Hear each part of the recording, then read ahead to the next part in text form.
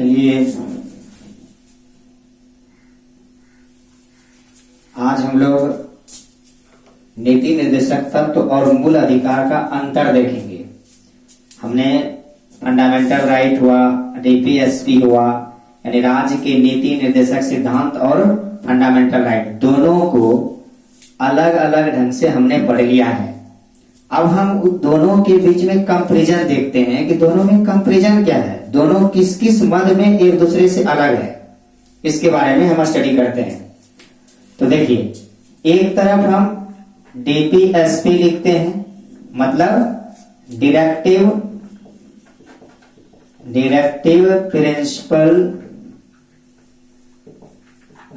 Principle of state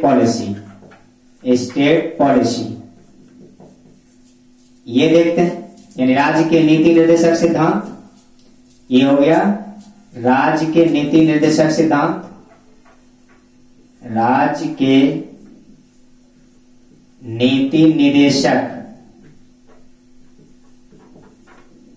है ना सिद्धांत या तत्व कहिए। और एक तरफ देखते हैं फंडामेंटल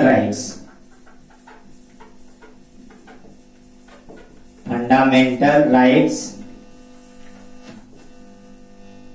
अर्थात मूल अधिकार, इसको आप लोग मौलिक अधिकार भी कहते हैं, मूल अधिकार। इन दोनों का हम अंतर देखेंगे कि दोनों में कंपैरिजन क्या है ना। चलिए स्टार्ट करते हैं। तो इसका जो मेनली अंतर है, सबसे पहले यदि हम भाग की बात करें, इसका वर्णन यानी राज्य के नीति निर्देशक सिद्धांत का वर्णन भाग 4 में है, और यदि आर्टिकल की बात करें तो 36 से 51 में है, ठीक है। और फंडामेंटल राइट्स की यदि बात करें तो इसका वर्णन हमारे संविधान के भाग 3 में है, और ये आर्टिकल हो जाता है 12 से 35 तक इसका वर्णन है, जिसको हमने अगले वीडियो में इसको पढ़ चुके हैं डिटेल में। दूसरा जो है देखिए, यह यानी राज्य के नीति निर्देशक सिद्धांत आयरलैंड के संविधान से प्रेरित है। आयरलैंड के संविधान से लिया गया है, ठीक है। आयरलैंड के संविधान से लिया है, ठीक है। जबकि फंडामेंटल राइट्स मूल अधिकार को अमेरिका के संविधान से लाया गया है, यानी यूएसए के संविधान से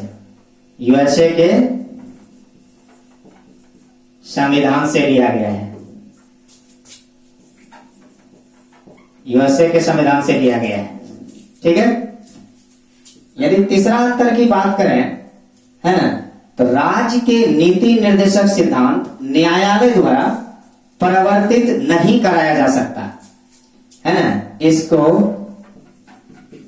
न्यायालय द्वारा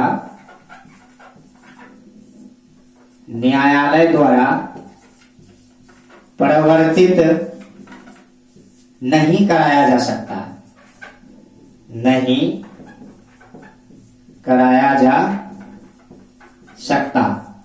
जबकि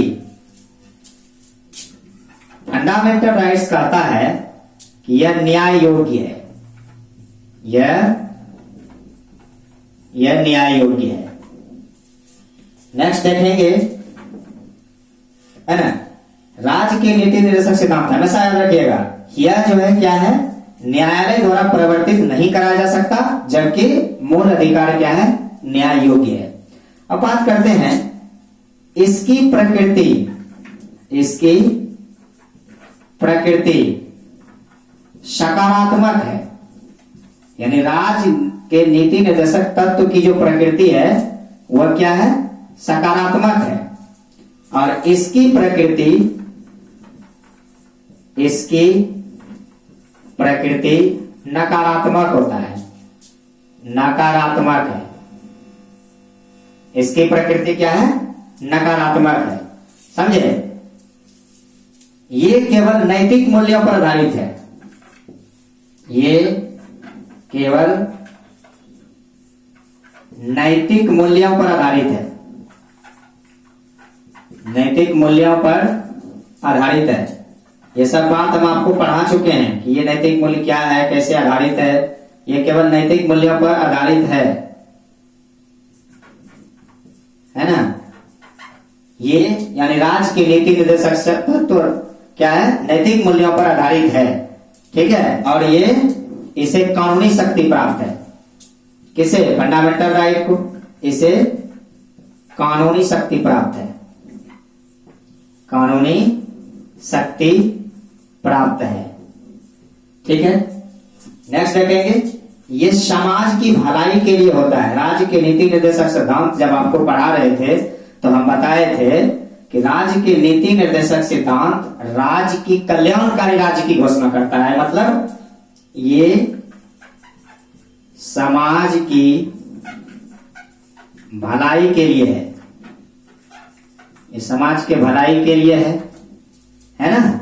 और ये व्यक्तिगत स्वतंत्रता के उपयोग करता है। नहीं, ये जो है व्यक्ति के अधिकार के लिए हो जाता है। ऐसा लिखिए, ये व्यक्ति के अधिकार के लिए है, व्यक्ति के अधिकार के लिए है। समझ रहे हैं ना, ये व्यक्ति के अधिकार के लिए है। अब नेक्स्ट देखेंगे, राज्य के नीति निर्देशक सिद्धांत का उपयोग राज्य के लिए है ना। इसका उपयोगिता राज्य के लिए है, राज्य के लिए है, जबकि इसकी उपयोगिता यानी इसका उपयोग है ना भारत के नागरिकों द्वारा किया जाता है, भारत के नागरिकों को प्राप्त है। इसका उपयोग किसको प्राप्त है? भारत के नागरिकों को प्राप्त है। इसी प्रकार से नेक्स्ट और देखते हैं। चलिए, नेक्स्ट हम लोग 7 देख चुके हैं, 7 देख चुके हैं। 8 नंबर देखेंगे। देखिए, इस दोनों का अंतर बहुत जरूरी है जानना। जब तक नहीं जानिएगा, क्वेश्चन एग्जाम में पूछ देगा तो फिर छूट सकता है। 7 हम लोग देख चुके हैं, 8 नंबर देखेंगे, है ना। राज्य के नीति निर्देशक सिद्धांत, इसे लागू कराने के लिए, इसे लागू कराने के लिए न्यायालय, इसे लागू कराने के लिए न्यायालय नहीं जाया जा सकता, नहीं जाया जा सकता।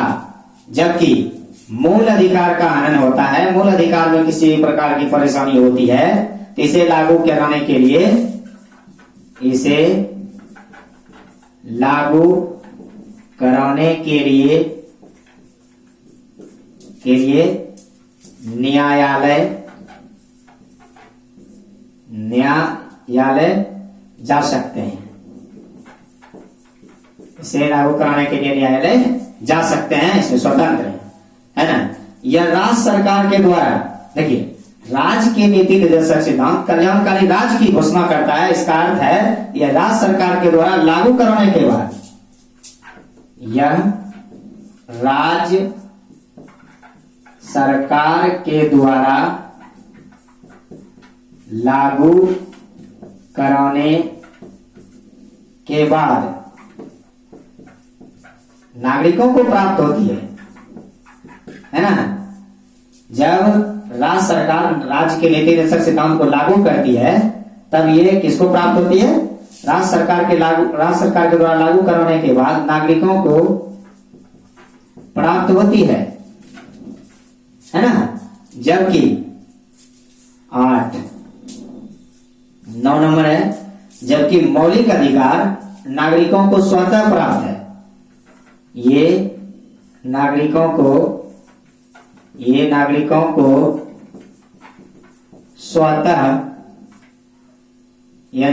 स्वतः प्राप्त है ना, यह नागरिकों को स्वतः प्राप्त है।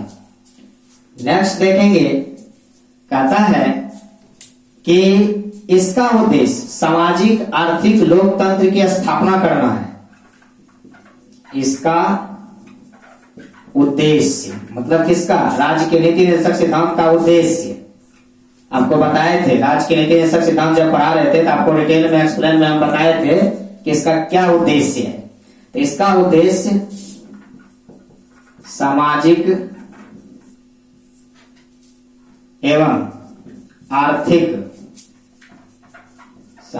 एवं आर्थिक लोकतंत्र की स्थापना करना है। कैसा लोकतंत्र? सामाजिक एवं आर्थिक लोकतंत्र स्थापना करना है। जबकि इसका उद्देश्य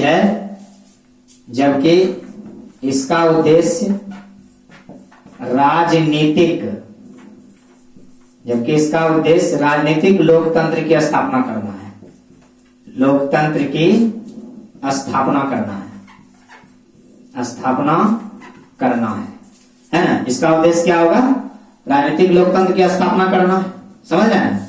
यह जो है, यदि राज्य के नीति निर्देशक सिद्धांत की बात करें तो यह सरकार के अधिकार को बढ़ाता है। यह सरकार के अधिकार को बढ़ाता है।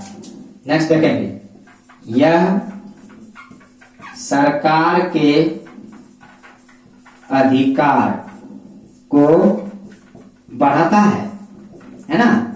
राज्य के नीति निर्देशक सिद्धांत सरकार के अधिकार को बढ़ाता है, जबकि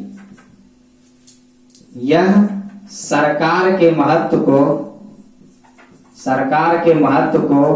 घटाता है। इस प्रकार से आपने देखा, यह जो हम कलेक्शन आपको दे रहे हैं ये किसी एक किताब में आपको नहीं मिल सकता। कई किताबों का कलेक्शन करके एनसीईआरटी बेस्ड आपको मैं बता रहा हूं, इसलिए इसको बिल्कुल मिस नहीं करिएगा। एकदम इस वीडियो को देखते रहिएगा और हमारे चैनल पर बने रहिएगा। धन्यवाद।